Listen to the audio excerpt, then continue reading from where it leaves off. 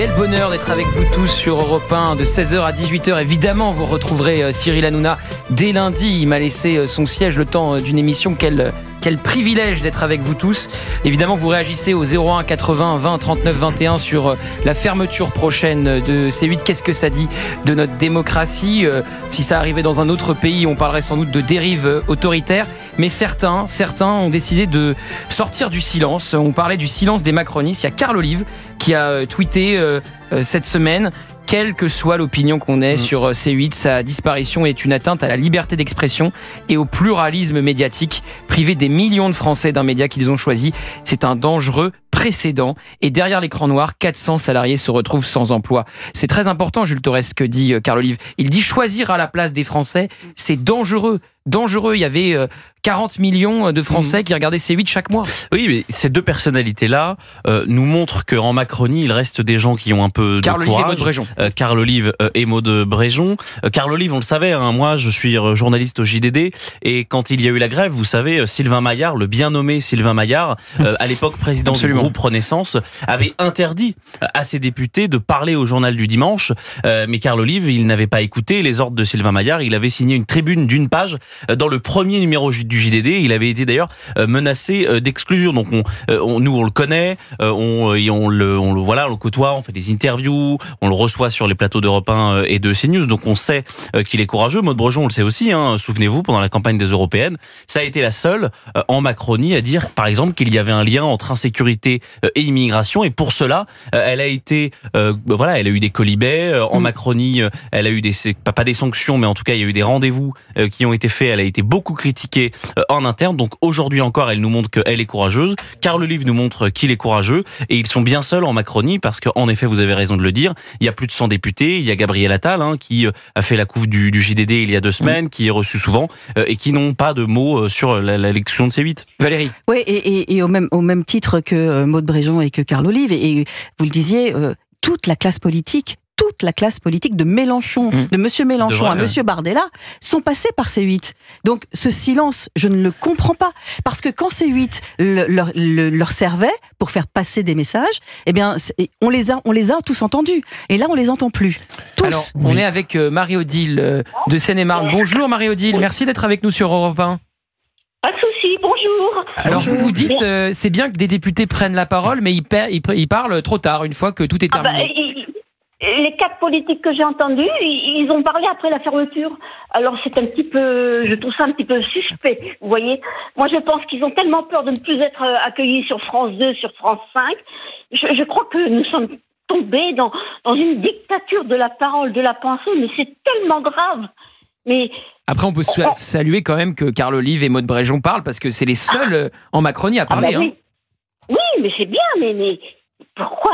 Moi, j'ai alerté plusieurs fois des gens de la droite. Je leur ai dit, mais il est temps de monter au créneau.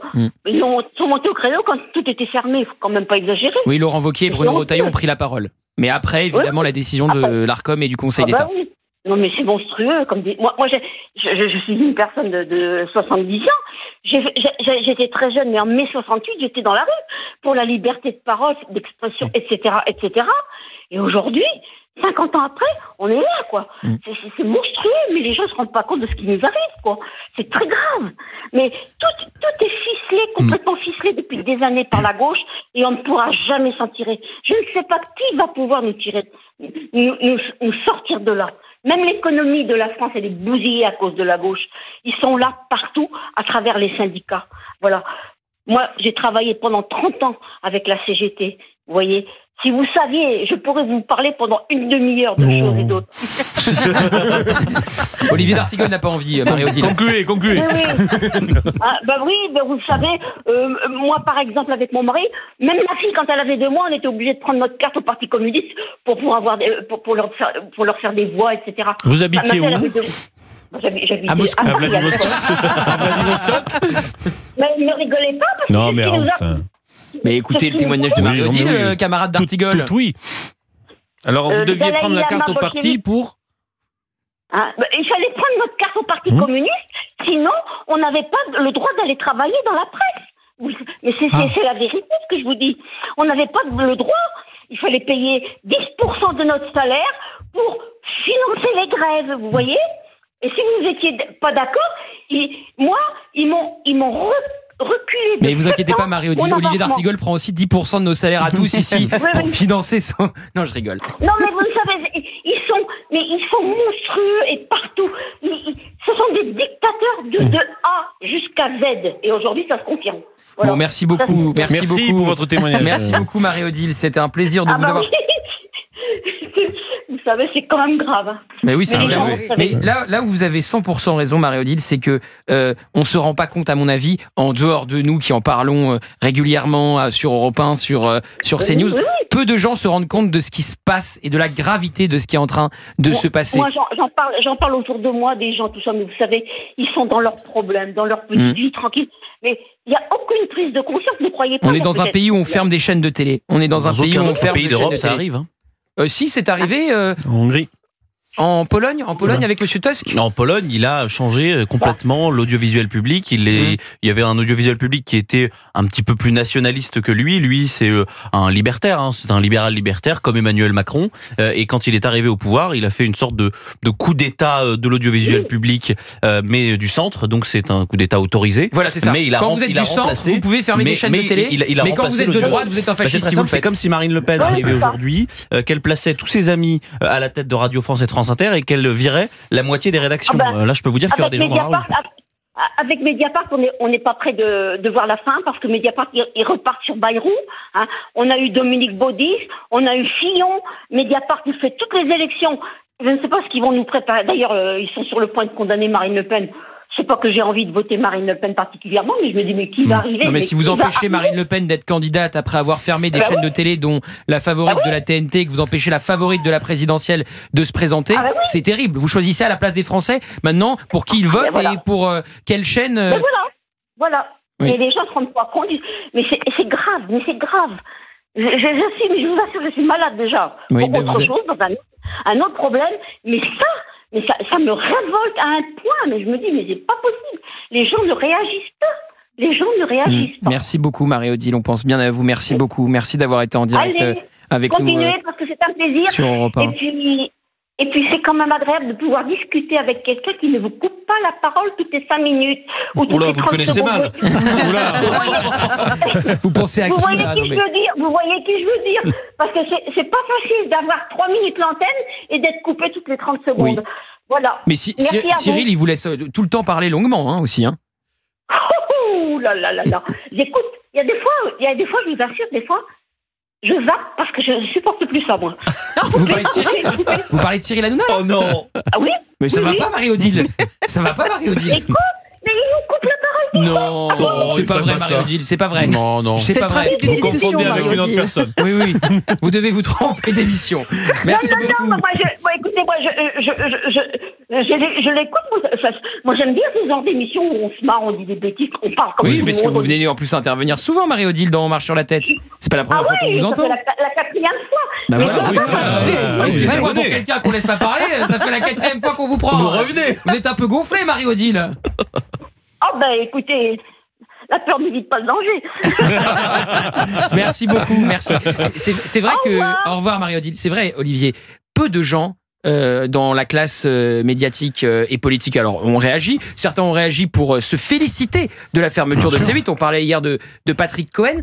Mais chez les Français, pour ceux qui se rendent compte de ce qui se passe, il y a une vraie inquiétude. Parce qu'on est dans un pays où on ferme des chaînes de télé maintenant. Concernant des personnalités de droite, mais y compris d'une certaine gauche, il y a peut-être un phénomène qui trahit un climat mauvais. C'est-à-dire les personnes ont la crainte de dire très précisément ce qu'elles pensent, à savoir que, alors qu'il était avant interdit d'interdire, aujourd'hui on ne peut pas dire que l'interdiction d'une chaîne soit quelque chose de positif sur le plan démocratique, mais elles s'auto-censurent sur l'expression de ce qu'elles ressentent, ne tweetent pas, ne réagissent pas, ayant la crainte de déclencher une meute derrière eux sur leur compte Twitter ou dans d'autres espaces numériques, parce que bien évidemment, très rapidement, étant donné que tout ça est parfois un cloaque, ça peut être, on peut passer des journées douloureuses. Cela n'a pas été le cas pour des personnes qui ont défendu le fait que cette chaîne n'avait pas à disparaître. Alors, parce que les témoignages derrière sur les fils de discussion étaient dans l'adhésion de cette affirmation-là. Par ailleurs, Olivier, au-delà des réseaux, parce qu'il y a une vie en dehors des réseaux, il suffit de se promener dans la rue. Moi, j'ai la chance, dans la rue, d'avoir des gens qui viennent et lorsque je fais mes courses, qui m'interpellent, etc. Et je vous assure que les gens sont à la fois en colère et en même temps extrêmement peinés. Bien sûr, je conseille à l'inénarrable Sylvain Maillard de faire le marché. Moi, j'ai eu beaucoup de gens qui se disaient peinés et qui me disaient, Valérie, je ne sais pas Donc ce que... vous pensez, Valérie, que ça y est, il y a une prise de conscience de ce qui est en train de se passer dans la population française? On ferme des chaînes de télé dans une En tout cas, je ne sais pas si c'est une prise de conscience, mais il y a une forme d'incompréhension. Bien sûr. Ils sont dans une forme d'incompréhension. Vous savez, pour les députés, et je pense à l'inénarrable Sylvain Maillard, il y aura, le bien nommé. Il y aura, mais il faut toujours un gagnant du jour dans l'émission. Il y aura un moment qui est les marchés du week-end. Ces moments où tu viens palper l'ambiance du moment, ce qui s'est passé, c'est l'ambiance que tu palpes. Ce qui s'est passé les derniers jours, ce dont il a été question. Et vous verrez que ce week-end, sur les discussions, ce sera en tête de liste. Fabien. Je confirme complètement. Merci. Non mais et ça va pas être ce week-end. Ça a commencé déjà depuis une semaine. Oui, mais là, mais les gens ne comprennent pas cette décision. Et je continue à penser, et je rejoins Géraldine Maillet qui a fait une intervention très importante. Alors il faut savoir que Géraldine Maillet est citée tous les jours maintenant parce que c'est son amoureuse. Donc là, je pense que Géraldine Maillet a une qu'on embrasse parce qu'elle doit nous écouter, on l'embrasse bien fort. Non, mais Géraldine Maillet, le jour où le Conseil d'État a confirmé justement les propos de l'ARCOM et la décision de l'ARCOM, Géraldine a eu un mot très important. Mais vous nous l'avez déjà dit hier, vous n'avez pas nous le dire tous les jours. Pour ceux qui n'étaient pas là hier ou avant-hier, j'insiste. Dans votre profession, c'est ce qu'on appelle un disque rayé. Elle a bien dit cette phrase en disant tout simplement l'élection présidentielle s'est faite ce soir. La pub, vous réagissez au 01 80 20 39 21 et dans un instant, le récit de Jules Torres qui a mangé à côté d'une table de représentants de l'ARCOM qui ont dit des mots très durs sur la fermeture de C8 et vous saurez, nous aussi parce qu'on ne sait pas d'ailleurs. Donc on va découvrir en même temps que vous, chers auditeurs, ce que l'ARCOM a dit sur nous. A tout de suite.